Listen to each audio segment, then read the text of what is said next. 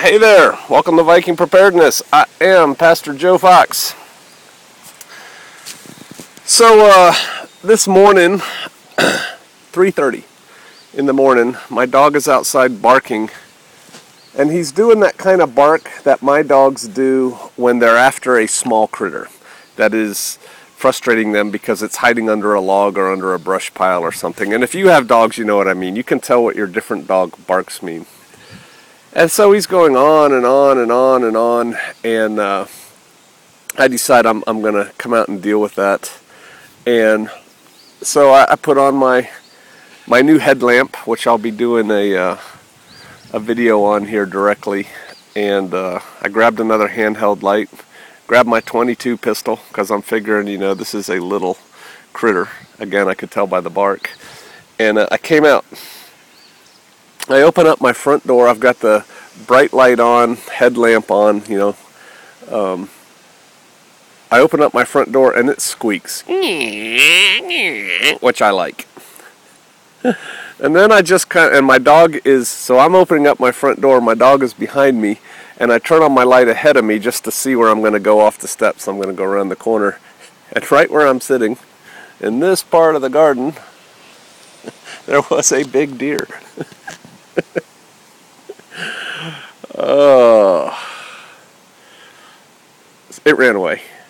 Then I went around the corner, walking towards my dog, going down the road, and I see two bright lights in the woods. And so the first thing I have to do, because again, I'd just woken up, minutes before.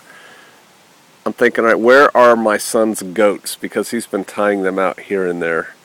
And then I realized, nope, that's a rabbit.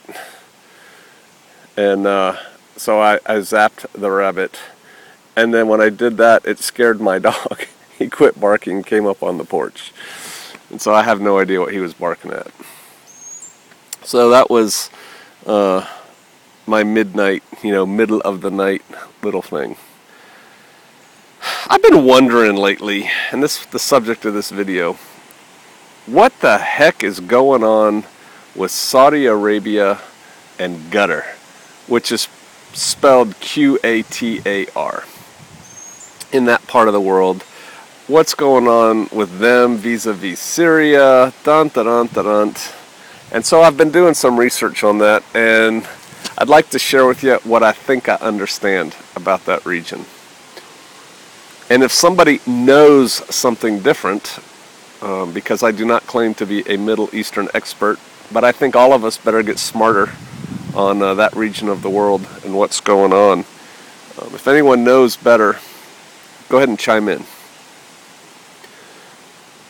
I think it boils down to two things. Oil, gas, in this case gas, liquid natural gas, and ego/arrogance, which we'll get into. Russia makes a lot of their money selling their oil and gas, mostly gas, to Europe. Western Europe buys a lot of Gazprom, right? Russian gas. Now the Russian pipeline, main pipeline from Russia gas fields to Europe, which uses a lot of gas, right? It's a cold area. Goes right through Ukraine. And then remember, I've talked about Ukraine before. They had kind of a neutral leader, democratically elected, that started leaning towards Russia. We didn't like that, so we overthrew him, right? Replaced him with a puppet. The conflict started in Ukraine. Russia needs to make a living, right? And here we are threatening their main pipeline, one of their main income streams, because we took over Ukraine and put in somebody, a puppet to us. And there were other things. We're trying to isolate Ukraine and stuff like that. Hey, I'll be done in about 2 minutes. Maybe more. And so Russia's pipeline was going through there. Well, Russia is allies, friends with Iran. Iran has a huge gas field. And you guys need to get out a map. You need to start getting, familiar with where these things are in that part of the world. Because, like I said, it's going to become more and more important. But Iran has a huge gas field that it shares is a strange word, but with Qatar out in that part of the Gulf. And so Iran and Russia are friends. Russia agreed, negotiated with Iran. Yeah, why don't you supply gas to Europe? We'll kind of do this thing together. And so Iran's plan for a pipeline to Europe, because really liquid natural gas, you really need to send it in a pipeline, not in a tanker. It's just not economically feasible to ship a lot of it in tankers. So you got to go in a pipeline. And their plan basically goes from Iran through Iraq, through Syria, Turkey, and into Europe. That's the Russia-Iran plan. Now, we are trying to isolate 3 countries. The U.S. is trying to isolate 3 countries right now. Russia, Iran, and North Korea. Let's put North Korea over here for now. They're not related to the gas oil thing. So Russia and Iran have this happy little plan to go up through Syria and into Europe. We don't like that. We are, hand and glove. We are very good friends with the kingdom, the House of Saud, of Saudi Arabia, right? The leaders. And they had a plan. Oh, and one more thing. You got to understand the difference between Shias and Sunnis. We think they're all Muslims and they're all Islam. Man, it's like them saying back in the 1960s, they're all Christians and they're all together and referring to the troubles in Ireland, right? Catholics and Protestants, both Christians, hate each other with a passion, kill each other more than they kill anybody else. Same thing with Sunnis and Shias, man. They don't like each other, right? Iran is Shia. Syria, a client state of Iran, is Shia. Pretty much everybody else in the world is Sunni, with Saudi Arabia, controlling the 2 holy cities and being very important in that whole mix. And so it's kind of like a Muslim, not civil war, but conflict between Shia dominated by Iran and Sunni dominated by Saudi Arabia, but with everybody else, right? Now huge portions of Iraq have become Shia going into Syria, which, Shia, certainly the leadership supports the Shia side, and so they're trying to make that ban there. So, Qatar, Saudi Arabia, UAE, all those Gulf states down there, except for Iran on the other side, are all Sunni. So, they have a plan to take the Qatarian, it's a weird word and it's pronounced differently, whatever, the gas from Qatar, bring that in a pipeline through Qatar, through Saudi Arabia, to Syria, and then through Turkey and into Europe. So the meeting point of these 2 competing proposed pipelines is Syria. He who controls Syria gets their pipeline. Russia really wants it. Saudi Arabia and all those guys really want it. And of course, we're America, and so blood for oil, right? And I remember, you look at things differently when you get older, but when I was a young Green Beret, wanting to go everywhere and do everything, I was very strongly against the people who said, no blood for oil. I'm like, heck yes, we need to give blood for oil. We need oil to make this thing work. Our way of life depends on oil. And that's a true statement. If you've ever traveled outside of North America, go to Europe, go to Asia, go to, Central Asia, all in that part of the world. A lot of those people live in really close proximity to each other. Shopping is very close. There's a lot of walking that goes on. There's a lot of streetcars that are used because everything's so tight and compact. Here in the U.S., man, people live an hour away from where they work. We need gasoline to make this bad boy work as a nation. Imagine trying to go shopping without a car. For the vast majority of you, that would make it a very difficult process. In Europe and Asia, people shop all the time without cars. Not a big deal. But it's how they're constructed, right? And so we need oil and gas, and our way of life depends on it. And, if we've got to fight for it, let's fight for it.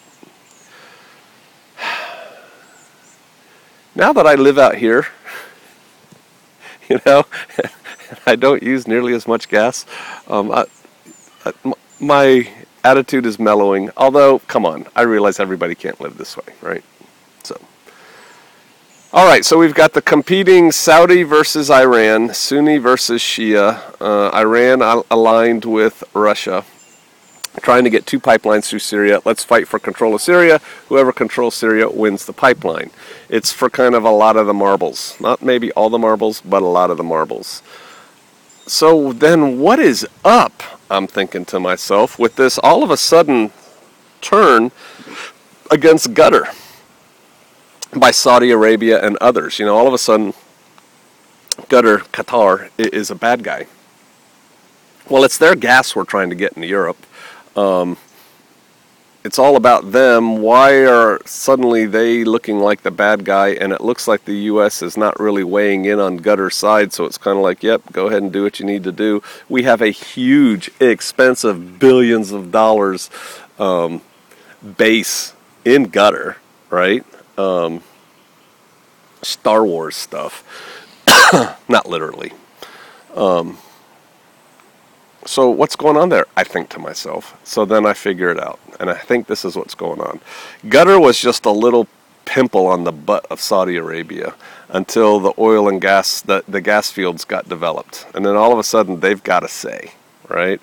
And they're working with, you know, all the other Gulf states, and everyone's like, we're all a big happy family controlled by the Sauds. And all of a sudden, Qatar starts kind of feeling its oats, man. They're like, hey, we got a lot of money here. Do you know Qatar has spent more money on the Syrian conflict than any other foreign power? Oh, yeah. They really wanted Assad overthrown because they want their pipeline going through there. They spent a lot more money than we have on it. And so, again, why are we going against them if we're fighting in Syria? Well, Al Jazeera started in Qatar. And they published things contrary, not so nice about the House of Saud. They started, you know, going their own way. What are you going to do to us? You know, dun, dun, dun, dun. And so they've been kind of irritating all the heretofore major players in that area. Now, Qatar is Sunni, Iran is Shia. So everyone knows you're firmly on our side, and if you want to be on our side, you got to toe our line because we're the bosses. And they're like, yeah, I don't know so much about that. And then Qatar did something amazing. Remember how I told you there's one pipeline that's kind of like friendly to the U.S. that goes through Qatar, Saudi Arabia, into Syria, and into Europe. And then there was another pipeline from Iran that goes through the same way through Syria and into Europe. Same really fields, same gas fields, it's just who controls the profits. Qatar took the decision, evidently, that there is no way in Hades the Russians and the Iranians are going to let Syria go and let Qatar's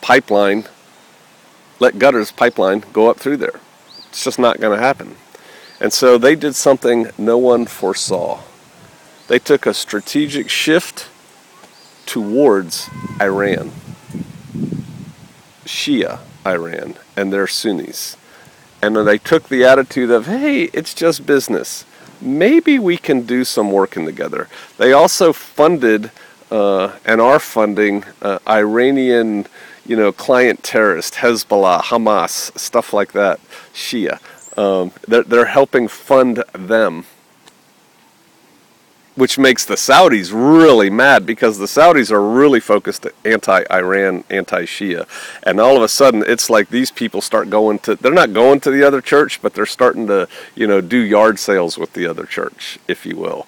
And that has irritated the heck out of them. And I believe it has worried and irritated the U.S. because we think we've got our little fingers all over the thing, and all of a sudden this little breakaway province, if they break away and go with Iran totally, if they can work out their Shia-Sunni differences for now and then take that oil and gas, that's all going to go through Iran. Russia gets their bite and into Europe, and we don't like that. I think there's a good possibility that we can see a regime overthrow in Qatar coming. And the U.S. is going to sit back and go, not us, man, we're just going to keep this little base here and hide out on it, and we're not involved. Meanwhile, go ahead, guys, go, take it. And then they'll cut a deal. We will cut a deal with whoever ends up winning, and yeah, we're going to help them win. So I think that's going to go. What's Iran and Russia going to do about that? Special ops, intrigue, espionage. Man, things are going on. It's all about oil and gas. And did you see, and then I'm going to cut this short because I have to have a family meeting. Did you see that Russia, through official channels, told the U.S., don't be bombing any more pro-Assad forces? That's your last freebie. You want to bluff the bear? So that's what I think's going on. Get ready. Blood for oil, blood for gas. That's what it's all about. It makes the world go round. It is what it is. There's nothing you can do about it. Just be prepared. And the quicker you can get yourself situated in some place like this, even if it's only on an acre or two, the better off you'll be. All right. I hope that was useful. I'm interested in your commentary, and I will see you out there. Appreciate y'all.